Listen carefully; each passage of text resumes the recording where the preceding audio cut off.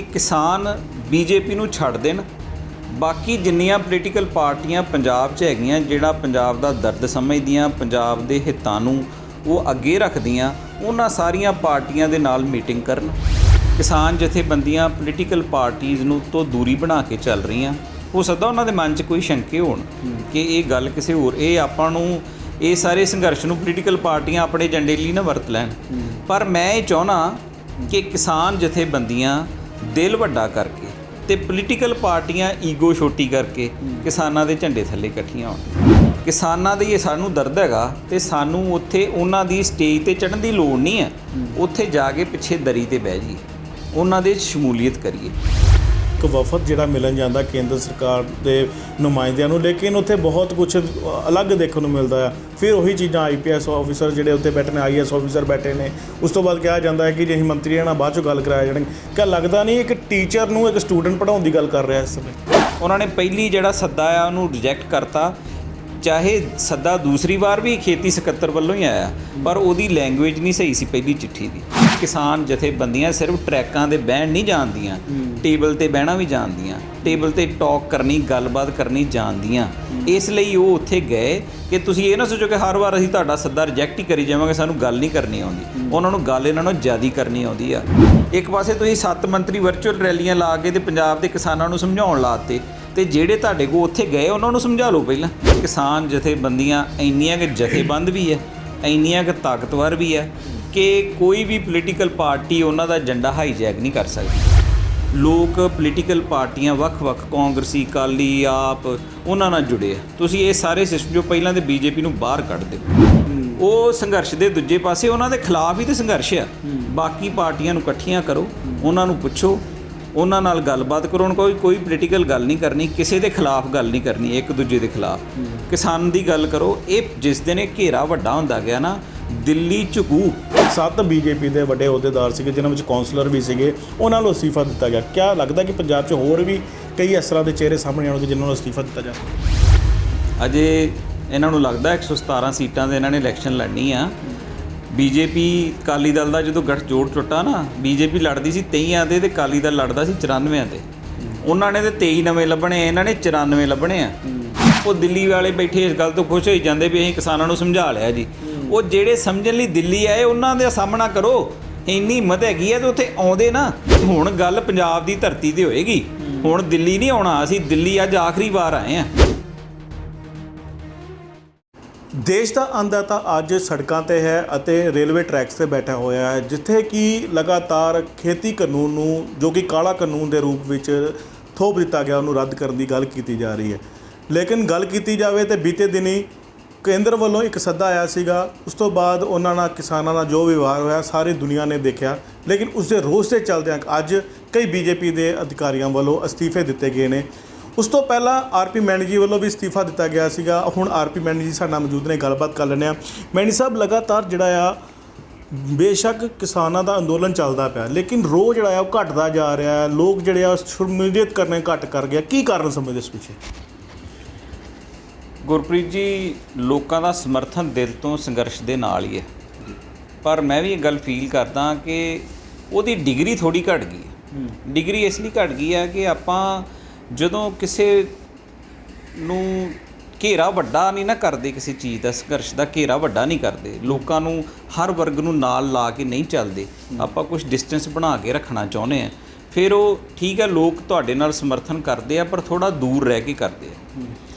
ਮੈਂ ਤੁਹਾਡੇ ਇਸ ਚੈਨਲ ਦੇ ਮਾਧਿਅਮ ਰਾਹੀਂ ਕਿਸਾਨ ਸੰਘਰਸ਼ ਕਮੇਟੀਆਂ, ਕਿਸਾਨ ਜਥੇਬੰਦੀਆਂ, ਉਹਨਾਂ ਨੂੰ ਹੱਥ ਜੋੜ ਕੇ ਬੇਨਤੀ ਕਰਦਾ ਕਿ ਇਹ ਮੌਕਾ ਬਹੁਤ ਦੇਰ ਬਾਅਦ ਬਣਿਆ ਕਿ ਕਿਸਾਨ ਦਿੱਲੀ ਨੂੰ ਝੁਕਾਉਣ ਦੀ ਸਥਿਤੀ 'ਚ ਹੈਗੇ।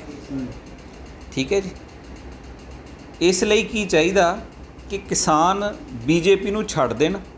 ਬਾਕੀ ਜਿੰਨੀਆਂ ਪੋਲੀਟੀਕਲ ਪਾਰਟੀਆਂ ਪੰਜਾਬ 'ਚ ਹੈਗੀਆਂ ਜਿਹੜਾ ਪੰਜਾਬ ਦਾ ਦਰਦ ਸਮਝਦੀਆਂ, ਪੰਜਾਬ ਦੇ ਹਿੱਤਾਂ ਨੂੰ ਉਹ ਅੱਗੇ ਰੱਖਦੀਆਂ, ਉਹਨਾਂ ਸਾਰੀਆਂ ਪਾਰਟੀਆਂ ਦੇ ਨਾਲ ਮੀਟਿੰਗ ਕਰਨ। ਇੱਕ ਕਾਮਨ ਮਿਨੀਮਮ ਪ੍ਰੋਗਰਾਮ ਰੱਖਣ ਵੀ ਆਹ 3 ਬਿੱਲ ਦੇ ਉੱਤੇ ਅਸੀਂ ਤੁਹਾਡਾ ਸਾਥ ਚਾਹੀਦਾ। ਸਾਨੂੰ ਇਸ ਆਪਣੇ ਏਜੰਡੇ ਤੇ ਝੰਡੇ ਸਾਰੇ ਪਾਸੇ ਰੱਖ ਦਿਓ। ਇਸ ਇੱਕ 3 ਬਿੱਲ ਨੂੰ ਵਿਡਰਾਅ ਕਰਨ ਦੇ ਲਈ ਸਾਨੂੰ ਤੁਹਾਡਾ ਸਾਥ ਚਾਹੀਦਾ। ਮੈਨੀ ਸਾਹਿਬ, ਤੁਹਾਡੇ ਵੱਲੋਂ ਇੱਕ ਸਰਵੇ ਕਰਵਾਇਆ ਗਿਆ, ਕੀ ਆ ਉਹ ਸਾਰਾ ਸਰਵੇ ਔਰ ਕਿੰਨੇ ਲੋਕ ਜਿਹੜੇ ਨੇ ਉਹ ਪ੍ਰੋਟੈਸਟ ਜਾ ਰਹੇ ਨੇ, ਖਾਸ ਤੌਰ 'ਤੇ ਯੁਵਾ ਜਿਹੜੇ ਨੇ? ਦੇਖੋ, ਮੈਂ ਇਸ ਸੰਘਰਸ਼ ਦੇ ਨਾਲ ਮੇਰਾ ਬਹੁਤ ਦਿਲੋਂ ਹੀ ਮੈਂ ਚਾਹੁੰਦਾ ਕਿ ਇਹ ਸੰਘਰਸ਼ ਜਿਹੜਾ ਨਾ ਇਹ ਕਿਸੇ ਤਣ ਪੱਤਣ ਲੱਗੇ। ਮੈਂ ਆਪਣੇ ਪਿੰਡ ਦਾ ਹੀ ਸਰਵੇ ਕਰਾਇਆ ਪਹਿਲਾਂ ਕਿ 14,000 ਦੇ ਕਰੀਬ ਮੇਰੇ ਨਸ਼ਹਿਰਾ ਪਨੂਆ ਪਿੰਡ ਦੀ ਆਬਾਦੀ ਹੈ। ਉੱਥੇ 3-4 ਪਾਰਟੀਆਂ ਪੋਲੀਟੀਕਲ, ਅਕਾਲੀ ਆ, ਕਾਂਗਰਸੀ ਆ, ਆਪ ਵਾਲੇ ਆ, ਕੁਛ ਕਾਮਰੇਡ ਵੀ ਹੈਗੇ ਆ, ਬਸਪਾ ਵਾਲੇ ਵੀ ਹੈਗੇ ਆ। ਮੈਂ ਇਹ ਗੱਲ ਨਾ ਇੱਕ ਥੋੜ੍ਹੇ ਦਿਨ ਤੋਂ ਵੇਖ ਰਿਹਾ ਸੀ ਕਿ ਸਾਡੇ ਲਾਗੇ ਉਸਮੇ ਟੋਲ ਪਲਾਜ਼ਾ ਘੇਰਿਆ, ਬੰਦ ਕੀਤਾ ਹੋਇਆ ਤੇ ਲੋਕ ਪਰਚੀ ਨਹੀਂ ਲੱਗ ਰਹੀ ਉੱਥੇ ਕਿੰਨੇ ਬੰਦੇ ਮੇਰੇ ਪਿੰਡ ਦੇ ਉੱਥੇ ਰੋਜ਼ ਸ਼ਾਮਲ ਹੋਣ ਲਈ ਜਾਂਦੇ ਆ। ਉਹ ਜਦੋਂ ਸਰਵੇ ਕਰਾਇਆ ਤੇ ਬਹੁਤ ਨਿਗੂਣੀ ਸ਼ਮੂਲੀਅਤ 0% ਦੇ ਵਿੱਚ ਲੋਕ ਉੱਥੇ ਜਾ ਰਹੇ।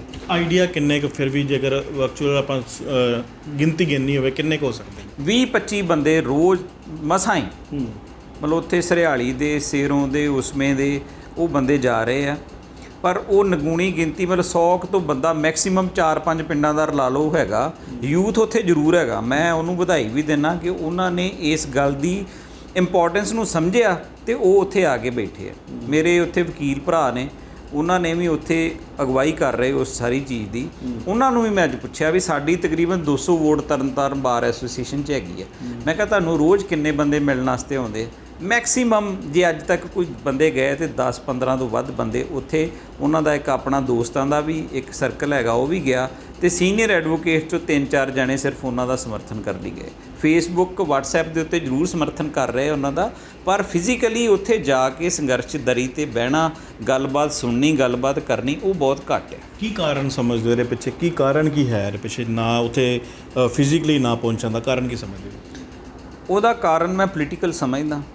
ਇਸ ਲਈ ਸਮਝਦਾ ਕਿ ਕਿਸਾਨ ਜਥੇਬੰਦੀਆਂ ਪੋਲੀਟੀਕਲ ਪਾਰਟੀਆਂ ਨੂੰ ਤੋਂ ਦੂਰੀ ਬਣਾ ਕੇ ਚੱਲ ਰਹੀਆਂ।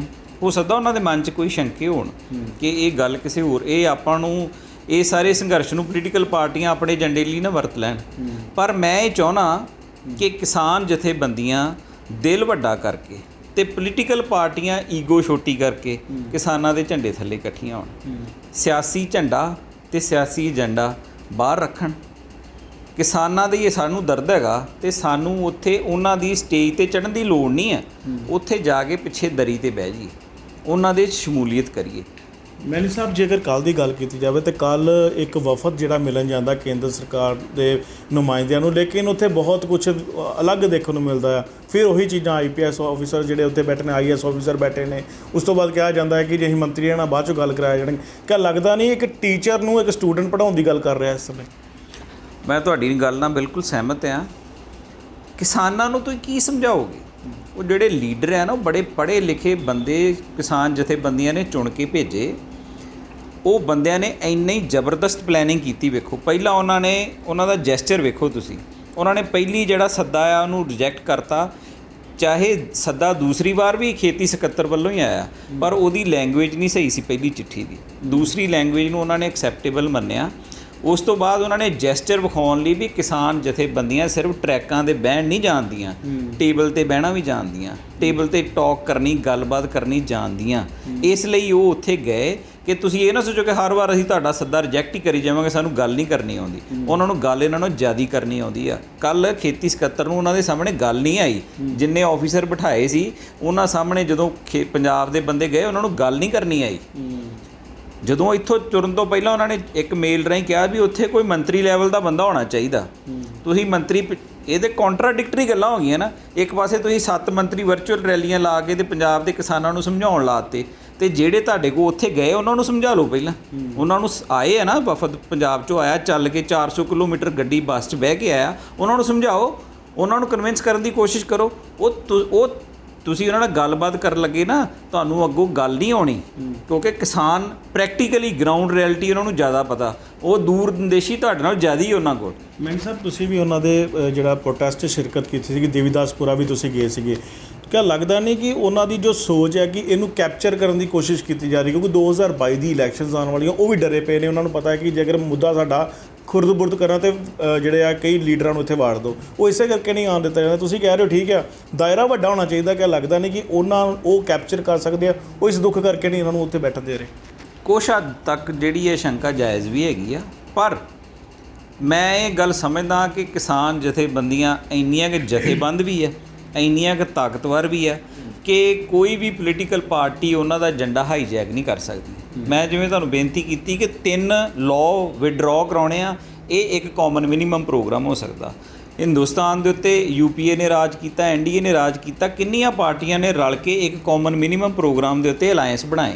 ਤੇ ਕਿਉਂ ਨਹੀਂ ਸਾਰੀਆਂ ਪੋਲੀਟੀਕਲ ਪਾਰਟੀਆਂ ਜਿਹੜੀਆਂ ਉਹ ਇਸ 3 ਬਿੱਲਾਂ ਦੇ ਉੱਤੇ ਵੀ ਇਹਨੂੰ ਵਿਡਰਾਅ ਕਰਾਉਣਾ, ਇੱਕ ਸਿੰਗਲ ਲਾਈਨ ਦੇ ਏਜੰਡੇ ਦੇ ਉੱਤੇ ਕਿਸਾਨ ਦੇ ਝੰਡੇ ਥੱਲੇ ਕਿਉਂ ਨਹੀਂ ਆ ਸਕਦੀਆਂ? ਬਸ ਗੱਲ ਇਹ ਨਹੀਂ ਆ ਕਿ ਉਹਨਾਂ ਨੂੰ ਕਿਸਾਨਾਂ ਨੂੰ ਲੱਗਦਾ ਵੀ ਇਹ ਇਹਨਾਂ ਨੂੰ ਰਾਜਨੀਤੀ ਕਰਨ ਲਈ ਇੱਕ ਪਿੜ ਮਿਲ ਜਾਣਾ, ਇੱਕ ਬਣਿਆ ਬਣਾਇਆ ਪਲੇਟਫਾਰਮ ਮਿਲ ਜਾਣਾ, ਕਿਸੇ ਨੇ ਆਪਣੀ ਜ਼ਮੀਨ ਖੁੱਸੀ ਲੱਭਣੀ ਆ, ਕਿਸੇ ਨੇ ਉਹ ਜ਼ਮੀਨ ਨੂੰ ਮੇਨਟੇਨ ਕਰਨ ਦੀ ਕੋਸ਼ਿਸ਼ ਕਰਨੀ ਆ। ਪਰ ਮੇਰੀ ਬੇਨਤੀ ਇਹ ਆ ਕਿ ਦਿਲ ਵੱਡਾ ਕਰਕੇ ਕਿਸਾਨ ਜਥੇਬੰਦੀਆਂ ਨੂੰ, ਕਿਉਂਕਿ ਵੇਖੋ ਪ੍ਰੈਕਟੀਕਲ ਗੱਲ ਹੈਗੀ ਆ, ਲੋਕ ਕੰਮਾਂ ਨਾਲ ਜੁੜੇ ਆ, ਲੋਕ ਪੋਲੀਟੀਕਲ ਪਾਰਟੀਆਂ ਵੱਖ-ਵੱਖ ਕਾਂਗਰਸੀ, ਅਕਾਲੀ, ਆਪ ਉਹਨਾਂ ਨਾਲ ਜੁੜੇ ਆ। ਤੁਸੀਂ ਇਹ ਸਾਰੇ ਸਿਸਟਮ ਜੋ ਪਹਿਲਾਂ ਦੇ ਬੀਜੇਪੀ ਨੂੰ ਬਾਹਰ ਕੱਢ ਦਿਓ, ਉਹਨਾਂ ਨਾਲ ਲਕੀਰ ਖਿੱਚੀ ਆ, ਉਹ ਸੰਘਰਸ਼ ਦੇ ਦੂਜੇ ਪਾਸੇ ਉਹਨਾਂ ਦੇ ਖਿਲਾਫ ਹੀ ਤੇ ਸੰਘਰਸ਼ ਆ। ਬਾਕੀ ਪਾਰਟੀਆਂ ਨੂੰ ਇਕੱਠੀਆਂ ਕਰੋ, ਉਹਨਾਂ ਨੂੰ ਪੁੱਛੋ, ਉਹਨਾਂ ਨਾਲ ਗੱਲਬਾਤ ਕਰੋ। ਕੋਈ ਪੋਲੀਟੀਕਲ ਗੱਲ ਨਹੀਂ ਕਰਨੀ, ਕਿਸੇ ਦੇ ਖਿਲਾਫ ਗੱਲ ਨਹੀਂ ਕਰਨੀ, ਇੱਕ ਦੂਜੇ ਦੇ ਖਿਲਾਫ ਕਿਸਾਨ ਦੀ ਗੱਲ ਕਰੋ। ਇਹ ਜਿਸ ਦਿਨ ਇਹ ਘੇਰਾ ਵੱਡਾ ਹੁੰਦਾ ਗਿਆ ਨਾ, ਦਿੱਲੀ ਝੁਕੇਗੀ ਇਸ ਇੱਕ ਦਿਨ ਪੰਜਾਬ ਦੇ ਅੱਗੇ। ਉਹਨਾਂ ਦਾ ਜਿਹੜਾ ਅੱਜ ਤੱਕ ਦਾ ਰਵੱਈਆ ਨਾ, ਉਹਨਾਂ ਨੂੰ ਲੱਗਦਾ ਕਿ ਬਾਕੀ ਸਟੇਟਾਂ ਵਾਂਗੂ ਆ। ਪੰਜਾਬ ਨੇ ਸਦਾ ਹਿੰਦੁਸਤਾਨ ਨੂੰ ਸੇਧ ਦਿੱਤੀ ਹੈ, ਲੀਡਰਸ਼ਿਪ ਦਿੱਤੀ ਹੈ, ਕੁਆਲਿਟੀ ਪੰਜਾਬ ਦੇ ਲੋਕਾਂ 'ਚ ਹੈਗੀ ਹੈ।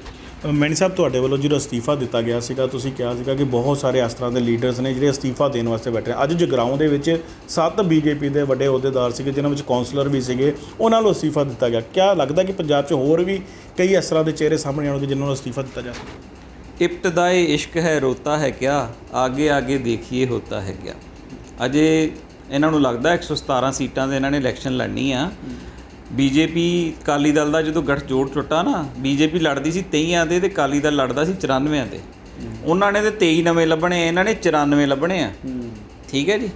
ਤੇ ਇਹਨਾਂ ਨੂੰ ਕੈਂਡੀਡੇਟ ਨਹੀਂ ਲੱਭਣੇ, ਬਾਕੀ ਤੁਸੀਂ ਗੱਲਾਂ ਬਾਅਦ ਦੀਆਂ। ਇਹਨਾਂ ਨੂੰ ਲੋਕਾਂ ਨੇ ਪਿੰਡਾਂ 'ਚ ਵੜਨ ਨਹੀਂ ਦੇਣਾ। ਤੁਸੀਂ ਕੱਲ੍ਹ ਸੰਗਰੂਰ ਵੇਖ ਲਿਆ ਕੀ ਹਾਲ ਹੋਇਆ, ਦੇਖ ਲਿਆ ਨਾ।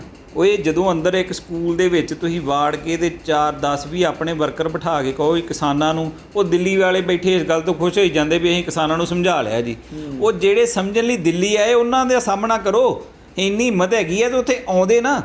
ਸਾਡੇ ਗ੍ਰਹਿ ਮੰਤਰੀ ਹੈ, ਸਾਡੇ ਫਾਈਨਾਂਸ ਮਿਨਿਸਟਰ ਹੈ, ਸਾਡੇ ਡਿਫੈਂਸ ਮਿਨਿਸਟਰ ਹੈ, ਸਾਡੇ ਖੇਤੀ ਮਿਨਿਸਟਰ ਹੈ, ਸਾਰੇ ਦਿੱਲੀ ਹੈ ਨਾ।